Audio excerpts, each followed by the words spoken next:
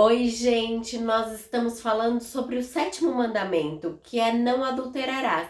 Então nós vamos entender que o marido e a esposa, eles têm uma ligação um com o outro, feito um pacto diante do nosso Pai, do nosso Criador, e ele carrega uma penalidade de morte quando isso é quebrado, que está lá em Deuteronômio 1:22, que fala o seguinte: se um homem for deitar com uma mulher que tem um marido, então ambos deverão morrer, tanto o homem que se deitou com a mulher, quanto a mulher, assim afastará o mal de Israel. Todas as punições que aparecem na Bíblia, elas são para exterminar o mal, o pecado do povo de Israel, povo santo escolhido do Senhor. O adultério é um mal cometido até os dias de hoje. Isso porque vem com as luxúrias, os desejos dos olhos. Por isso que muitos quebram esse mandamento, porque os olhos vêm com a razão, porque o coração normalmente quer, e o coração é produzido a ação do mal. E nós vimos isso em Mateus 15, do 19 ao 20, porque do coração procede os maus pensamentos, assassinatos, adultérios, fornicações, frutos, maus testemunhos, blasfêmias, são todas essas coisas que contaminam o homem. Mas comer sem lavar a mão não contamina o homem. Se manter ou quebrar os mandamentos, isso vai condizer do coração, é uma condição do nosso coração. Na verdade, nós somos o que o nosso coração vem primeiro. A palavra e a ação vem depois. Isso está em Provérbios 27:19. Como na água, a face corresponde à face, assim também o coração do homem, um homem. Então o coração, ele revela quem nós somos por dentro. O nosso Pai, o nosso Criador, nós vemos em Gênesis 8:21, que o nosso Criador, ele sente um aroma agradável de adoração e declarou a si mesmo: eu não amaldiçoarei novamente a terra por causa do homem, porque a imaginação do coração do homem é mal, desde a sua juventude. Tampouco eu farei novamente todas as coisas viventes como fiz. Então, repetidamente, a Bíblia fala para nós guardarmos o nosso coração dos desejos, das luxúrias, como diz em Provérbios 6, do 25 ao 28. Não cobiceis o vosso coração a vossa formosura, e nem deixai perder pelos seus olhares. A luxúria é a causa da corrupção do mundo, que nós vemos em 2 Pedro do 1, do 3 ao 4. Conforme o seu divino poder, deu-lhe todas as coisas que diz a respeito da vida e da piedade, pelo conhecimento daqueles que o chamou, para a glória e pela virtude, pelas quais são concedidas perante e preciosas são as promessas, para que através dela possui a natureza divina, havendo escapado da corrupção que há no mundo através da corrupciência. Então, nosso Messias, ele provém a nós tudo que é necessário, que diz a respeito da vida e da piedade. O chamado divino para cada um de nós, ele tem uma função de piedade. Ele nos salva. A luxúria é o desejo. Por isso que o homem comete erros abomináveis, quanto à traição, à fornicação, o adultério.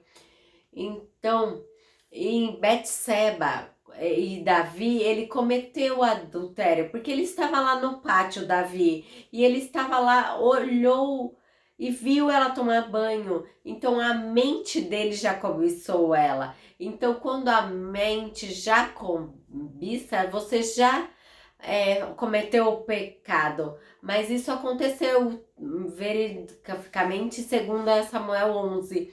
E aí ele engravidou ela. Quando ela afirmou isso, Davi pediu para Urias voltar para casa. Mas como ele não foi, ele ficou no palácio com os guardas, porque Davi já proibia eles de ter relações com as mulheres antes de acabar a guerra. Então Urias ele foi fiel ao decreto de Davi. Além dele deitar com a mulher, ele ainda mandou o Urias com a mensagem e até lá a batalha e falou para ele ir para frente, para deixar ele morrer. Então essa imagem ela entrou pelo olho e desceu para o coração. E nosso Pai, nosso Criador, em Apocalipse 2, ele julga o adultério como uma ofensa, como uma ira, e eles vão para o lado de fogo. Isso vai em Apocalipse 28, fala que uma pessoa que adultera fica igual a Davi. Ele escondeu o adultério e ele também matou o marido dela. O adultério ele começa no coração. Messias ele disse no Sermão da Montanha, em Mateus, diz para não adulterarás. Eu, porém, eu digo que aquele que olhar para uma mulher e cobiçá-la já em seu coração cometeu o adultério com ela. Às vezes não aconteceu por causa de oportunidade ou alguma coisa que acabou atrapalhando. Mas quando você já começou a cobiçou, isso já é um adultério. Um está ligado ao outro até a morte. Não há justificativa para um divórcio. Então nós temos que entender que nós temos que honrar o voto de fidelidade com o nosso cônjuge e com o nosso pai. E a referência sobre isso está em Levítico 18, do 20 ao 10, em Deuteronômio 5, 18, em Deuteronômio 22, em Provérbios 6, 29 ao 32. E no Novo Testamento, nós conseguimos ver isso em Mateus 5, do 27 ao 28, Marcos do 10 ao 19, em Lucas 18, 20, Romanos 13, 9 e Tiago 2, 11. Em que Tiago diz assim: porque aquele que cometei adultério também disse, não assassinarás. Ora, se tu, pois, comete adultérios, mas mata, és transgressor da lei. As atividades nossas devem ser baseadas na lei, para nós amarmos o nosso próximo como a nós mesmos.